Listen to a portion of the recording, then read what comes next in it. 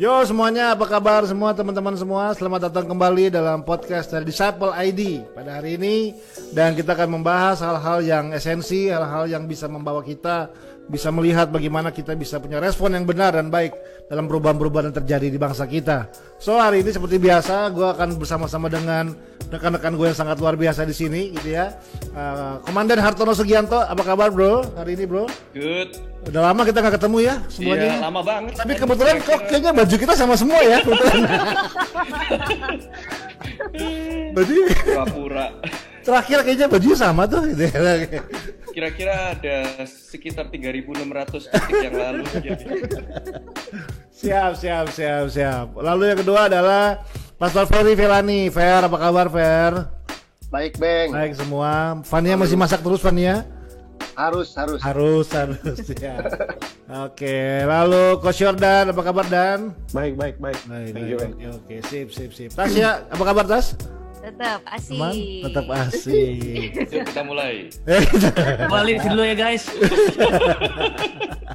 Pastor Aditya Alawan, gimana kabar Yes. Pas Bro? Puji Tuhan baik, luar biasa brother. Dalam kepak sayapnya? Enggak, dalam kepak sayapnya. Akan sayap elam kan. Tumben bajunya biru hari ini. Iya. Sama kayak setengah jam lalu.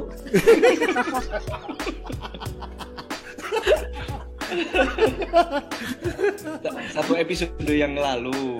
Yang lalu, iya. Oke. So hari ini kita akan berbincang-bincang santai, tapi kita akan membahas hal-hal yang cukup esensi. Tema kita hari ini adalah pandemi dan kekristenan, gitu ya. Yeay, oke. So Berat dan banget. dan yang akan banyak berbicara pada hari ini adalah tentu Komandan Hartono dan Pastor Ferry Velani, gitu ya. So kita akan segera mulai. Nah, Hartono mungkin gue tanya terlebih dahulu ya. Bagaimana lo melihat pandemi ini memberi warna kepada kekristenan? Seperti apa sih kekristenan dalam era pandemi ini yang lo lihat, bro? Kalau dari apa yang gue amati, gue ngerasa tuh ada beberapa approach terhadap pandemi ini ya dari kelompok Kristen gitu. Yang pertama, orang-orang yang mempertanyakan ini kenapa sih gitu, kenapa ini terjadi buat kita gitu ya. Orang-orang yang selalu mencari tahu apakah ini sebuah konspirasi, apakah ini sebuah hukuman dari Tuhan atau apa gitu ya. Jadi orang yang selalu mempertanyakan cause-nya itu apa, penyebabnya itu apa gitu.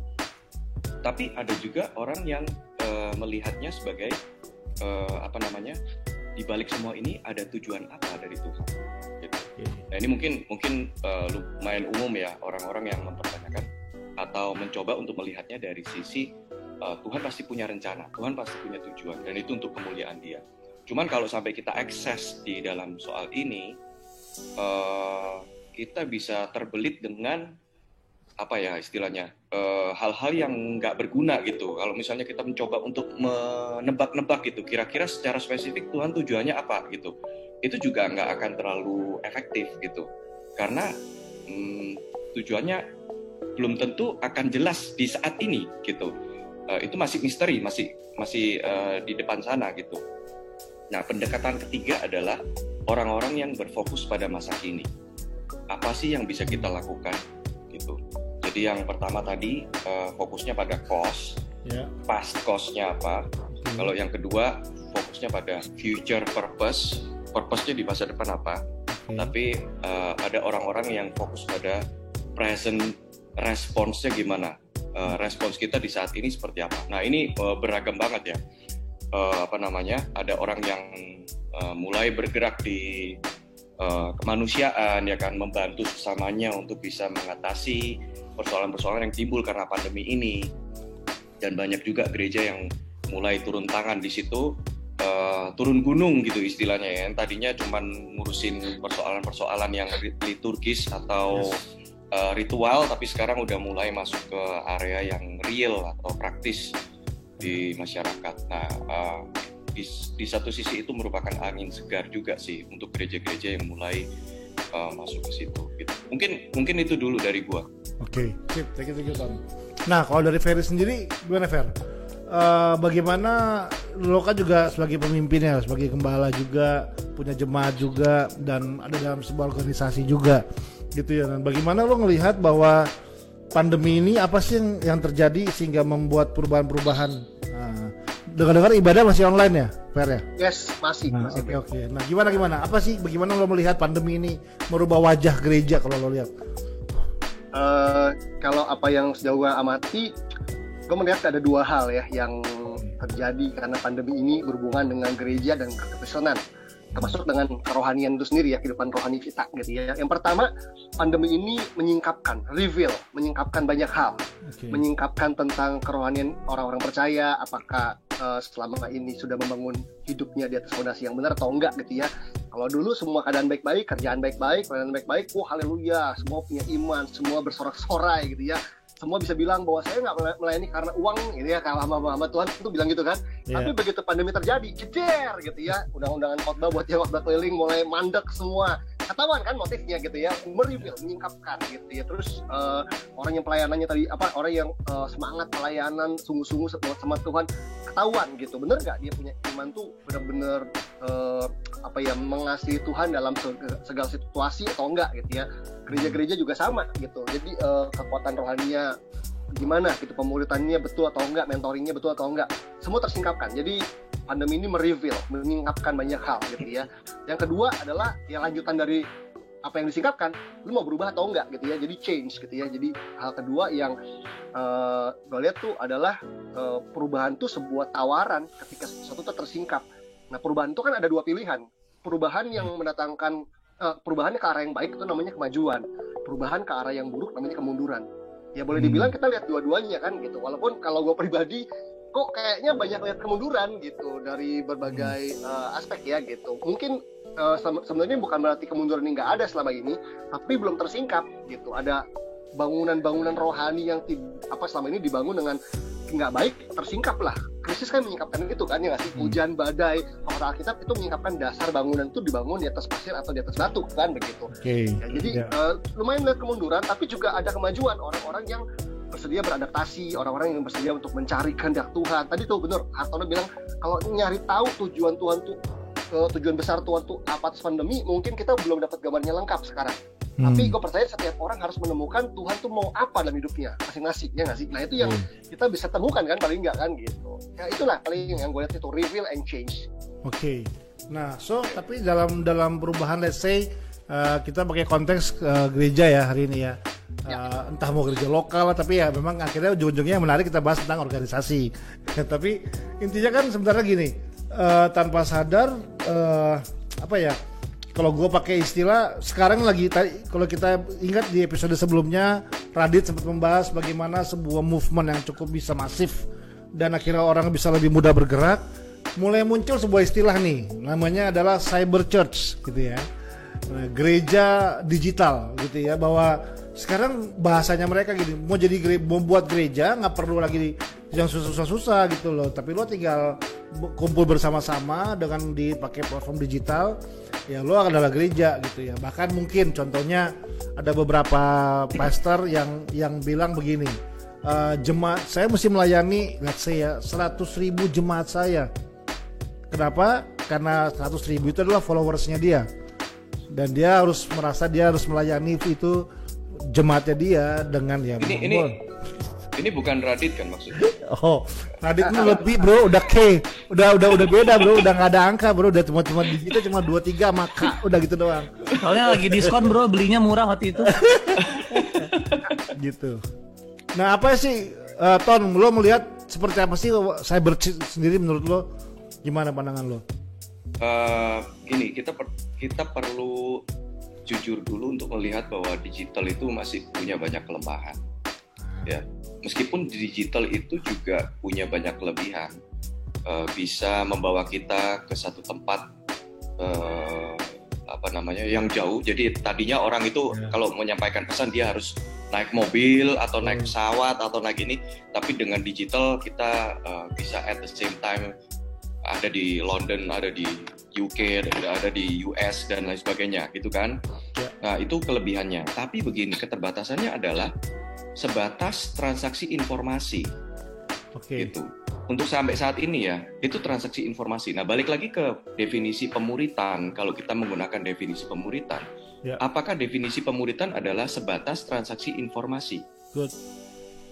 Gitu. Kalau kita memang konsisten dengan konsep bahwa pemuritan itu adalah bagi hidup, ya, nggak hanya transaksi informasi, maka berarti digital masih punya keterbatasan. Bukan berarti tidak berperan sama sekali ya, tapi masih ada keterbatasan di area itu. Gitu. Kita menggunakan podcast atau kita menggunakan live stream dan lain sebagainya, masih ada keterbatasan. Informasi transaksi informasinya jalan, tapi emosinya belum tentu 100% tersampaikan. Energi gua beda antara gua di podcast atau gua hadir secara tatap muka, pasti akan beda. Untung kita podcast guys, aman guys. Energinya beda guys, dengar guys. Energinya beda. Ya, enggak, itu kan hal-hal yang harus secara jujur kita amati gitu ya. Betul. Kita harus akui itu. Dan di dalam proses pemuritan yang kita punya definisi sebagai proses mendampingi seseorang secara real, bahkan terjadi bagi hidup di sana. Apakah orang bisa mengamati hidup kita secara digital? Sampai sekarang itu masih ada keterbatasan di sana. Ya, nah, kita mau seheboh apa untuk mengekspos hidup kita di digital? Nah, itu jadi dilematis tersendiri lagi gitu. Mau seberapa besar kita mengekspos diri kita secara digital? Apakah kehidupan kita menjadi konsumsi publik? Ya kan? Itu menjadi tantangan tersendiri juga. Itu sih gua lihatnya cyber church yang tadi dijadikan istilah masih punya kendala atau punya hambatan, keterbatasan di situ. Nggak segampang yang kita pikir bahwa segala sesuatunya dipindahkan secara digital, maka itu akan jalan. Bahkan bisa lebih besar daripada analog. Ya, dalam taraf tertentu iya. Transformasi informasi betul. Bisa lebih besar, bisa lebih banyak. Tapi transaksi informasi iya. Tapi transaksi emosi, transaksi energi, transaksi kehidupan jauh melampaui transaksi informasi itu. Oke. Tangan gua gitu. Sip, thank you Tom. Nah, balik ke Ferry nih, Fer. Oke. Nah, kalau menurut lo sendiri gimana nih Fer ya? Jadi beberapa orang mungkin punya pandangan begini. Toh ini cuma sementara kok, gitu ya. Nanti pasti akan kembali lagi seperti semula lagi. Gereja akan kembali seperti semula. Nah, setelah vaksin ada, orang akan kembali seperti semula. Nah, ini kan gue cuma mau nanya pendapat doang. Menurut lo sendiri Fer, ke depan nanti apakah memang ini telah menjadi sebuah normal yang baru nih dalam gereja gitu ya, atau memang nanti kita akan kembali seperti semula lagi? Kalau menurut lo sendiri Fer? Oke, kalau menurut gue dua-duanya, maksudnya begini, kita kalau lihat perkembangan zaman memang semua tuh ke arah digitalisasi, ya nggak sih?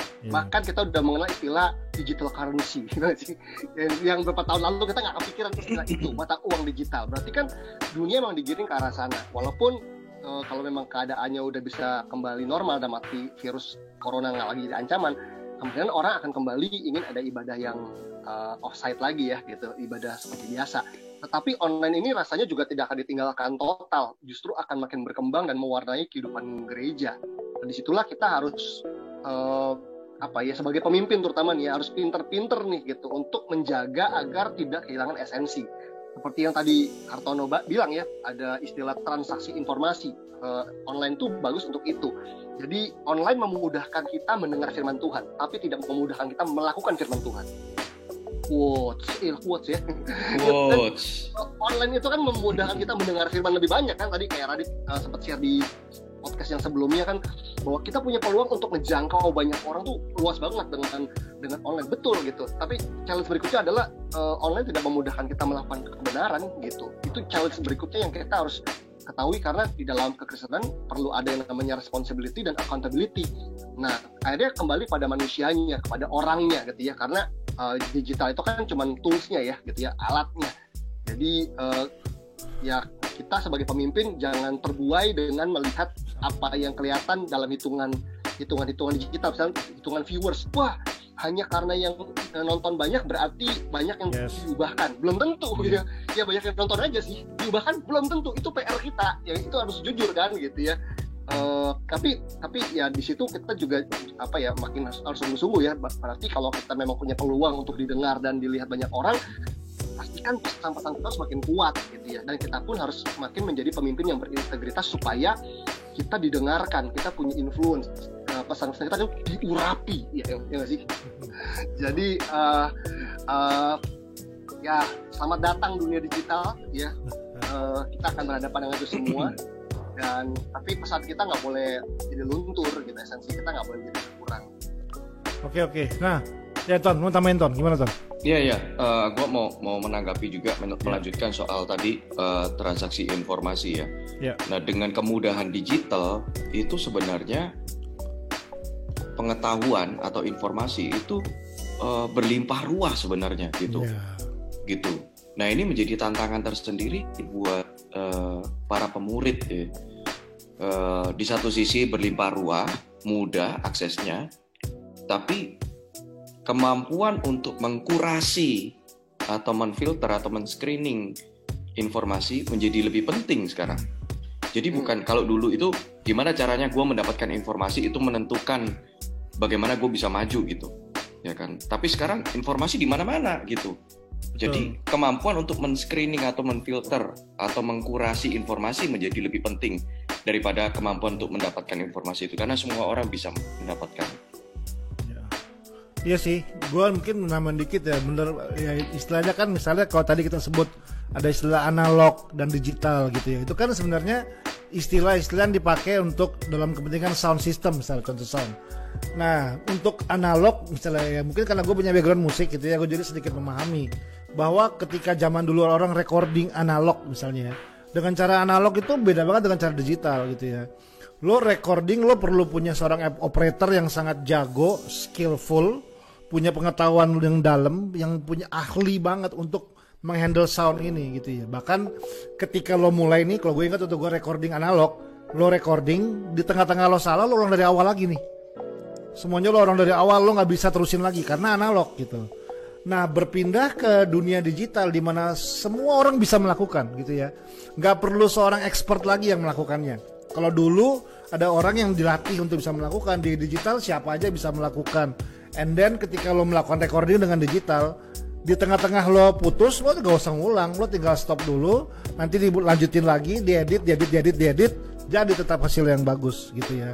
Nah, tanpa sadar yang tadi gue ingat Hartono bilang, orang kalau bosen sekarang gak usah pergi tinggalin gereja gitu ya, hanya tinggal ganti halaman baru aja gitu ya, buka di halaman yang baru di YouTube-nya dia, udah tuh sampailah di gereja sebelah gitu ya, bosen lagi gitu ya, gak suka lagi sama yang di kupingin dia, pindah lagi halaman sebelah gitu. Jadi memang benar ada tantangan-tantangan yang seperti itu yang sedang terjadi gitu ya. Nah, berarti menurut siapa nih ya, terserah Hartono boleh, Ferry boleh, bahkan yang lain boleh nambahin, menurut kalian berarti harusnya bagaimana seharusnya kita pakai kekuatan digital ini gitu. Apakah kita cuma memang sekedar mau menganalogkan yang mendigitalkan yang analog?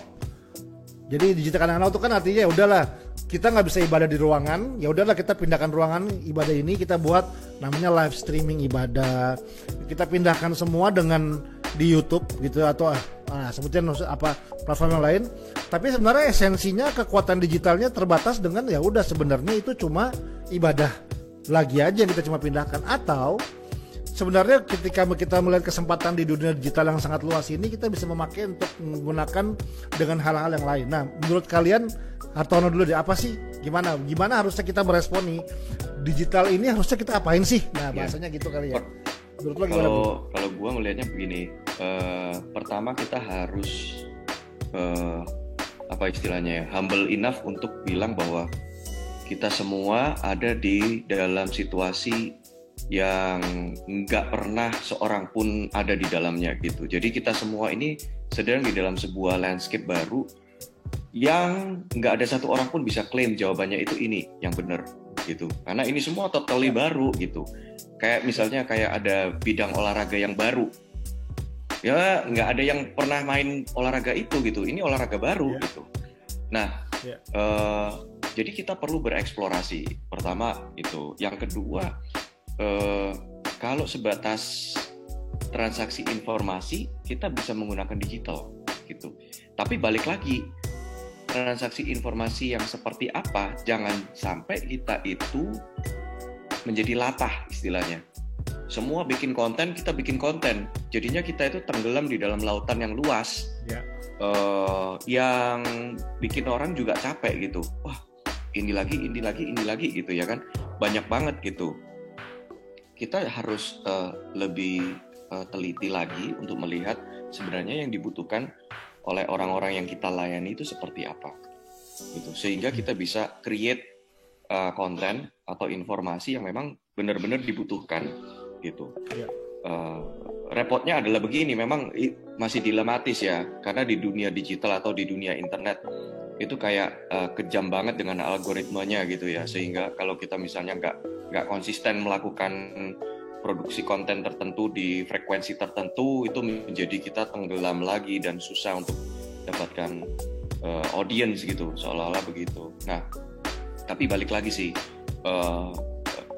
komunitas seperti apa yang sedang kita mau bangun gitu, atau proses pemuritan apa yang sedang kita mau bangun, itu menjadi pertanyaan buat kita semua gitu. Kalau ini sebatas pertukaran informasi, ya kita jadinya berlomba-lomba, jadinya kita secara nggak sadar kita masuk dalam perlombaan itu yang dipaksakan oleh si sosial media gitu. Tetapi kalau kita mau jujur, proses pemuritan macam apa yang mau kita bangun, mungkin kita perlu evaluasi banyak ya gitu. Gitu sih, gue nggak punya jawaban yang apa namanya, yang mutlak gitu ya, tapi menurut gue sih kita perlu banyak eksplorasi dan evaluasi. Wow, dalam. Oke. Mungkin gue nanya dulu ke Radit, gue bisa sedikit kasih pandangan dong Dit dalam diskusi kita hari ini. Pandangan lo gimana? Karena mungkin kan Radit yang jujur di antara kita berenam yang sangat banyak lah ya berkecimpung dan gue tenang Dit, gue bantuin lo memaksimalkan apa yang ada sehingga bisa ada hasil yang lebih maksimal. Tolong bagi followernya terus. Oke, ya. Iya, jadi sebenarnya ini alternatif sih. Nah, gue melihat jadinya kita sering terjebak ke program lagi nih, dari program gedung sekarang program online. Nah, ini sekali lagi makanya esensinya adalah Yesus Kristus, pesannya itu nggak pernah berubah dan polanya sebenarnya nggak pernah berubah. Kita bagi hidup, investing life. Dan yang namanya investing life itu pasti ada ekspektasi. Kita melihat orang itu pengen grow. Ketika nggak grow, ya kita harus berpikir ulang. Nah, digital kalau memang memenuhi ekspektasi untuk bisa menyentuh hidup seseorang, ya gunakan terus, semakin efektif. Nah, makanya strategi yang jelas itu juga harus punya ketika kita membuat sebuah, kita bilang mungkin digitalize ya, jadi cyber church. Karena memang menurut gua pribadi sebenarnya esensi nggak bisa berubah. Gereja lokal memuridkan yang sedikit, gua tekankan lagi sedikit. Gereja sebesar apapun tetap harus fokusnya ke komunitas kecil. Tapi adanya digital, sepertinya Tuhan sedang memaksa gereja untuk membuat satu area di mana gereja tersebut harus membuka ruang untuk bisa melayani bangsa, ya. Dan menurut gua ini sih, ada memang gereja-gereja dipanggil untuk menjadi cyber church gitu, kayak Craig Groeschel gitu kan, bener-bener dia cyber church, gereja digital yang menurut gua keren banget ya. Life church gitu. Tapi itu kan calling orang berbeda-beda ya. Voice si itu juga bikin keren banget ya. Dia memuridkan melalui digital dan mereka fokus. Tapi memang goalnya jelas, perubahan, nggak sekedar penyebaran informasi, nggak sekedar broadcasting kan. Kalau broadcasting is very easy. Tapi yang kita pengen kan benar-benar engaging. Nah, kalau kita bikin media goalnya hanya broadcasting, gue rasa ini sama aja jadi kayak gereja sekedar fokus ke ibadah. Tapi kalau kita engaging, kita pikirin bagaimana support system, bagaimana orang dari view jadi engage jadi bersentuhan jadi bisa, mungkin kalau dia belum punya anggota bisa jadi anggota gitu loh, entah itu online atau anggota komunitas atau bahkan jadi sahabat. Kita waktu itu Yoran pernah sharing tentang konsep Bapak ya. Seringkali ketika ada orang diberkati dengan konten sosial media kita dan mereka mengatakan kita, aduh kakak tuh udah kayak bapak buat kita langsung menutup diri. tunggu dulu, lu bukan anggota gereja gue gitu. Tapi menurut gue betul juga, gue disadarkan bahwa itu juga anugerah tersendiri.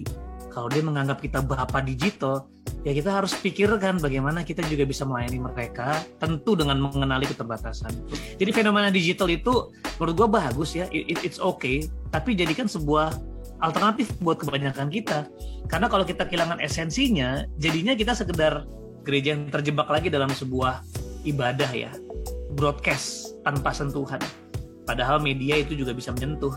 Nah, kalau nggak ada strategi yang jelas, sampai engaging, sampai bersentuhan dengan hidup seseorang secara pribadi, atau kita cuma broadcast tapi unreachable, menurut gue percuma bikin media sih, gitu. Fer, gimana Fer? Tambahan Fer, menurut lu gimana setelah apa yang disampaikan? Oke.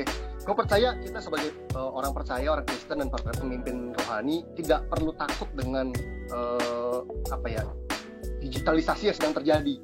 Tapi kita juga tidak boleh ditelan gitu mentah-mentah oleh arus digital ini. Jadi sebisa mungkin kita harus menungganginya, jadi memanfaatkannya, bukan ditelan oleh atau dikalahkan atau ditunggangi oleh digital gitu ya. Dan itu hanya bisa terjadi kalau kita sebagai anak-anak Tuhan, sebagai orang percaya dan sebagai pemimpin, kita mendengar suara Tuhan dan juga mengerti kehendak Tuhan buat hidup kita, ya nggak sih? Kalau kita, ini digital di depan mata, lu mau apain? Kalau kita nggak tahu rencana Tuhan dan kehendak Tuhan hidup kita, kita akan ikut orang ngapain gitu kan? Oh, dia bikin itu, ikut deh. Tapi begitu Tuhan nyatain sesuatu buat lu dan lu tangkep, lu akan tahu digitalisasi itu lu mau apain? Buat konteksnya lu deh, walaupun bisa beda sama orang lain. Nah, itu yang jadi problem. Nah, waktu gue jadi pemimpin nih di momen pandemi ini, gue sengaja tidak membuat sesuatu seperti orang buat, karena emang orangnya juga nggak ada, orang-orangnya juga kebetulan nggak ada kalau di tempat gue ya gitu ya, nggak ada yang jago-jago bukan macam-macam gitu, dia ibadah online yang canggih-canggih. Tapi di situ buat gue sebuah kesempatan baik tadi untuk reveal and change gitu ya, melihat apa yang sebenarnya ada gitu. Jadi gue biarkan komunitas ini bentuknya orang yang gue gembalakan tuh ya udah merasakan sentuhan komunitas, dan gue biarkan mereka bertanya, kok kita nggak ada kebaktian yang kayak orang lain bikin ya gitu ya. Tujuannya apa gitu? Tujuannya adalah untuk melihat setiap orang sebenarnya sudah punya hubungan pribadi sama Tuhan belum sih?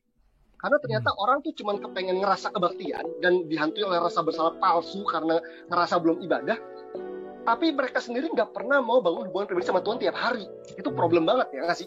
Orang cuma pengen ngerasa ibadah, dan gue akan bilang bahwa yang bikin lu kering rohani bukan karena kita nggak punya ibadah online. Jadi jangan salahin gue sebagai pemimpin atau pemimpin gereja lain. Yang salah adalah karena lu nggak pernah mau bayar harga bangun hubungan sama Tuhan tiap hari. Itu problemnya yang jadi kering rohani. Jadi problemnya bukan pada itunya. Kalau lu punya hubungan pribadi tiap hari sama Tuhan, maka waktu lu nonton ibadah online siapapun dan dimanapun, gue yakin itu akan membantu melengkapi gitu nggak sih apa yang menjadi tuntunan Tuhan buat hidup lu. Jadi akhirnya gue pakai momen itu gitu. Kayak lumayan harus nekat ya kalau, tapi gue nggak bilang bahwa semua pemimpin harus memutuskan seperti gue, tapi kebetulan ya ini ada tahu bulat lewat ya. Guys, biasakan guys ya.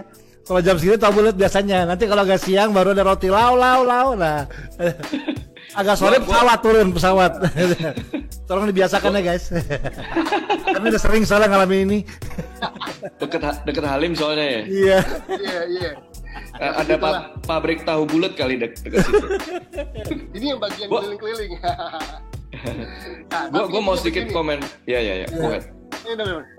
Gak apa. Go ahead. Ya, tapi intinya begini, kalau gue melihat momen pandemi ini yang memaksa kita semua terhimpit ya, gereja-gereja terhimpit dengan semua yang keterbatasannya ada, justru ini kesempatan yang baik banget untuk pemuritan. Ini peluang yang terbaik lah buat gue tuh untuk memuridkan orang lain gitu ya. Even itu melalui platform digital juga ya. Jadi banyak mendengarkan orang lain, memahami orang lain, mendoakan. Jadi sentuhan-sentuhan personalnya menurut gue lebih dapat, dan itu kesempatan yang baik. Dan disitulah ibadah akhirnya mulai bergeser atau dikembalikan maknanya. Ibadah itu bukan sekedar sebuah acara rohani yang memuaskan semua indera-indera kita, tetapi kita kembali pada ibadah itu adalah godliness, di mana kita menjadi seperti Tuhan, seperti Kristus, ya nggak sih? Melalui interaksi rohani, dan di situ orang harus accountable and responsible dengan kehidupannya. Itu aja sih. Lu kayak lagi ngomong terus ada penerjemah bahasa Vietnam di belakang gitu. Gue udah gak tahan ya. Dan gue adalah artinya stay di sini lagi, bukan di jalan. Nah bro, kalau kata Bapak Yoas, keselamatan itu harus sola caritas, sola spiritus, sola ecclesia, hanya berlangsung dalam gereja. Tapi ini menarik loh, kan waktu itu zaman online kan banyak orang nanya, Kak, kapan gereja buka? Nah pertanyaannya kapan gereja pernah tutup gitu sih. Nah ini mungkin yang kita harus kembali lagi bahwa gereja itu apa? Gereja itu kan kita. Ketika kita nggak melakukan penginjilan, ketika kita nggak memuridkan, ketika kita nggak melakukan kehendak Allah, disitulah gereja tertutup sebenarnya. Nah tadi gue setuju banget yang Ferry bilang, kalau kita nggak biasa membiasakan diri untuk ibadah sebagai personal church, maka mau ibadah bentuk apapun juga ya kita akan selalu terhilang. Oke sih. Ya, Ton, tadi gimana Ton? Lu menanggapin sekalian? Dua hal yang disebutkan oleh Radit sama Ferry tadi yang menjadi benang merahnya menurut gua adalah human connection ya. Gimana kita membangun sentuhan manusianya gitu. Meskipun itu dilakukan secara digital gitu. Jadi gua tidak mau meng-underestimate digital karena gue sendiri juga bekerja di bagian digital. Cuman gue mencoba untuk melihat blind spotnya juga gitu. Jangan sampai kita menjadi latah tadi kayak Ferry bilang, atau kita ini nggak melihat bahwa itu nggak menjawab seluruh kebutuhan kita gitu. Jadi bagaimana membangun human connection di dalam dunia digital itu masih menjadi tantangan terbesar sih gitu. Itu aja gue mau. Siap, oke. Ya. So, memang nggak berasa ya kita udah hampir 30 menit ngebahas isu ini. Memang kalau jujur aja ngebahas tentang isu ini pasti nggak ada habis-habisnya. Tapi ada beberapa hal yang gue tangkap tadi bahwa memang kemampuan kita beradaptasi dengan perubahan itu akan sangat menentukan respon kita gitu loh. Jadi melihat apa yang terjadi tetap terus ya menurut gue kita perlu belajar mengingatkan diri kita kepada ada perubahan tapi juga ada esensi. Dan mungkin kayaknya kita ini kan adalah generasi yang kalau menurut gue ya kayak pionir ya. Kita lagi benar-benar sebagai generasi pembuka perubahan yang baru ini gitu ya. Semua jadi kita kayak memang lagi di dua kaki nih, digital, analog dan semua gitu ya. Karena semuanya orang sedang berusaha beradaptasi gitu ya. Sekolah online, kerja online gitu ya. Kita merasakan sekolah benar-benar ketemu sama sekolah online gitu. Jadi mau kita sedang mencoba untuk ini ya terutama kalau masalah umur ya, generasi yang lebih tua apalagi. Mereka kan sangat sulit untuk bisa lebih luas dengan perubahan ini ya. Tapi kita kan juga berpikir nanti mungkin generasi berikutnya akan lahir yang buat mereka ini adalah hal yang biasa banget gitu ya. Justru mungkin buat mereka sekolah itu ketemu itu hal yang aneh banget. Karena mereka memang dari lahir sudah bertumbuh di generasi yang dari mulai ketemu dengan benar-benar sudah digital dan online. Toh itu akan terjadi juga gitu loh. Makanya memang benar beradaptasi dengan perubahan ini harus jadi bagian penting dalam kekristenan yang sedang kita hidup. So thank you banget ya buat teman-teman semua. Thank you guys, thank you Artono, thank you Ferry. Insight-insightnya sangat luar biasa. Thank you semua yang sudah hadir. So kita akan sudahi dulu dan kita akan lanjut nanti pada episode yang berikutnya ya, setengah jam berikutnya ya. Oh salah ya, enggak. Pada episode yang berikutnya kita akan segera lanjut. So thank you buat hari ini semuanya guys. Thank you. Thank you. Bye. Bye.